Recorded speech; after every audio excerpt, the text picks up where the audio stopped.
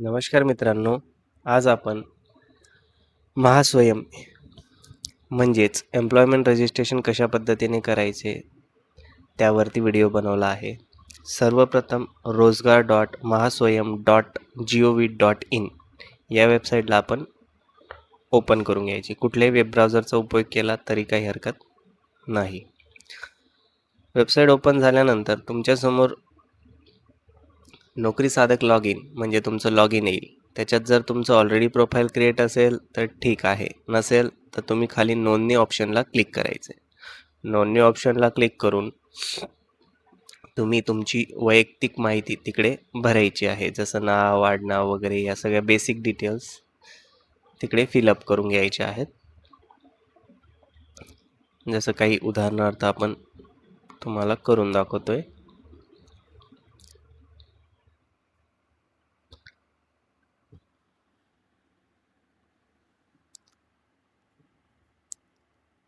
Details या proper भरायच्या आहेत आणि या आधार बेस भरायचे आहेत. ज्या पद्धतीने तुमच्या आधार कार्डवर त्या दिलेल्या असतील त्याच पद्धतीने दोघं चेकबॉक्स टिक्स करून तुमची जन्मतारीख जी आधारवरती आहे त्याच पद्धतीने इकडे घ्यायची आहे. तुम्ही जर लेटेस्ट आधार अपडेट केलं असेल तर ती माहिती लगेच इकडे येत नाही, त्याला काही कालावधी लागतो. आधार नंबर प्रॉपर टाकल्यावरती तुम्हाला तो व्हेरीफाय करून घेतो.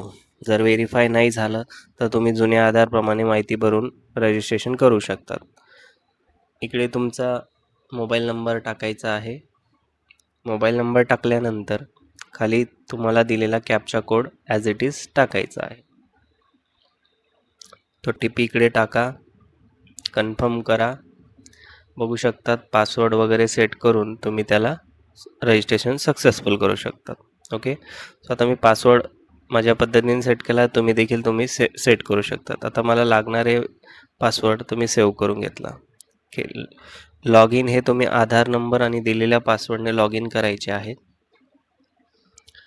प्रोफाईल तुमची क्रिएट झालेली आहे. आता याच्यात काही बदल करण्यासाठी आपल्याला वरती संपादित करा म्हणजे एडिट करा ऑप्शन असतो,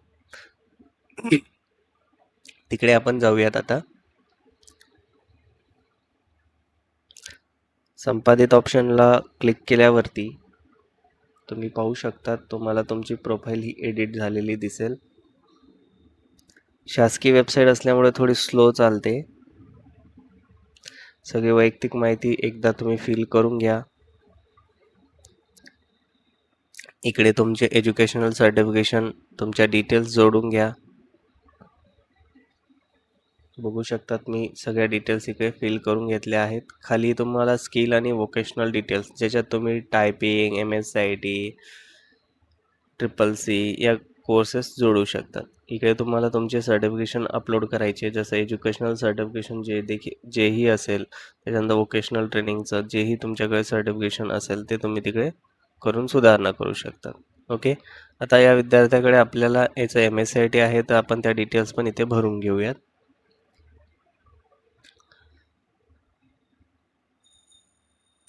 ओके, मी त्या देखील डिटेल्स इकडे भरून घेतल्या आहेत. अजून करायचं असेल तर ॲड ऑप्शनला क्लिक करून तुम्ही अजून भरू शकतात. नसेल आवश्यकता तर तुम्ही त्याला एक्स्ट्रा इन्फॉर्मेशन डिलीट करून फक्त MSIT राहू देऊ शकतात, किंवा इतर कुठला कम्प्युटर कोर्स असेल किंवा स्किल असेल ते करून सुधारणा करा. ओके, आपले सर्टिफिकेशन राहिले आहेत, आपण ते अपलोड करून घेऊयात. सर्टिफिकेशन अपलोड झाल्यानंतर आपण त्याला सुधारणा म्हणजे सेव्ह करूयात.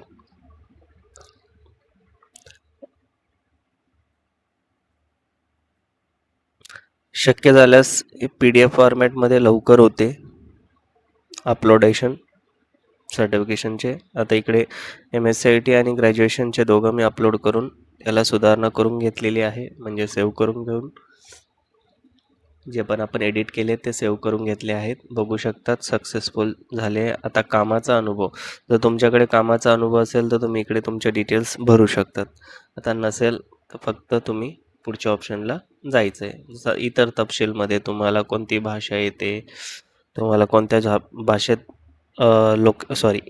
कोणत्या लोकेशनला जॉब प्रेफर करू शकतात ते तुम्ही निवडू शकतात आणि इकडे तुमच्या भाषात तुम्ही कसे आहात ते इन्फॉर्मेशन भरायची आहे. जसं मी इकडे भाषेप्रमाणे या विद्यार्थ्याच्या नॉलेजप्रमाणे ही डिटेल्स भरून घेतो आहे.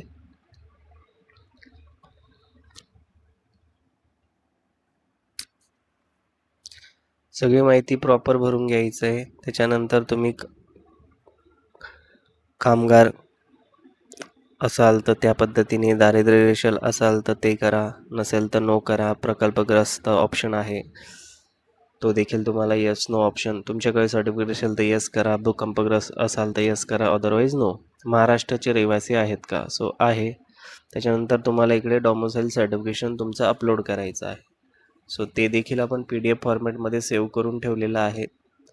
ते सेव्ह करून तुम्ही त्याला ओपन करून अपलोड करून घ्या. त्यानंतर शारीरिक विशेषता, अपंग असाल तर, बाकी इकडे माजी सैनिक, खेळाडू असाल तर खेळाडू घ्या, नसाल तर नो करा. त्याच्यानंतर इकडे तुमचे बँक डिटेल्स भरायचे आहेत.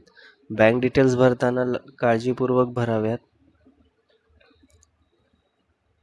तुमचे बँकेचे नाव भरा, बँकेचा IFSC कोड असतो तो तिकडे भरायचा आहे. त्यानंतर ते भरल्यानंतर तुम्ही तुमचा अकाउंट नंबर भरा. ओके. तुमचा ब्रांच कोड हा तुमच्या पासबुकवर पण दिलेला असेल किंवा तुम्ही ऑनलाईन देखील सर्च करू शकता. बँकेचा IFSC कोड टाकून किंवा बँकेचा ब्रांच नेम टाकून तुम्ही तिकडे सर्च पण करू शकतात.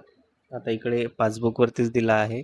पासबुक देखील मी PDF फॉर्मॅटमध्ये सेव्ह केलं होतं. मी ते देखील अपलोड करून घेतो. अपलोड सक्सेसफुल झाल्यानंतर सुधारणा या ऑप्शनला क्लिक करून द्या.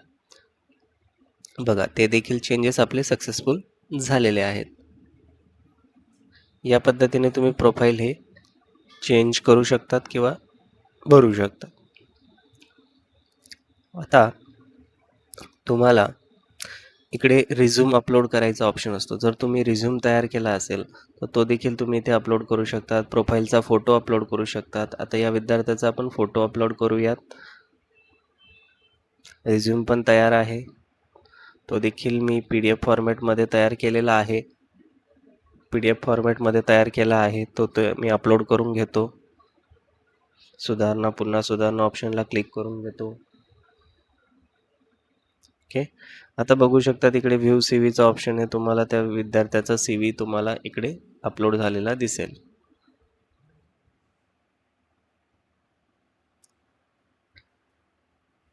बघा, इकडे तुमच्या शिफारस नोकरी, इकडे तुमचं प्रोफाईल बघू शकतात पुन्हा. ओके. पुन्हा एडिट करायचं असेल तर संपादित, पासवर्ड चेंज, हे सगळे ऑप्शन इकडे दिलेले आहेत. त्यानंतर जनरेट रिसिप्ट. आता ही रिसिप्ट तुम्हाला कुठल्या पण रोजगार मेळाव्याला किंवा कुठल्याही जॉब वॅकन्सीला अप्लाय करताना कामाच पडते. तर रजिस्ट्रेशन नंबरसह ही रिसिप्ट डाउनलोड करून सेव्ह करून घेणे, भविष्यात तुम्हाला ही रिसिप्ट लागू शकते. आता मी या विद्यार्थ्याच्या डिटेल्समध्ये ही रिसिप्ट डाउनलोड करून सेव्ह करून घेतो.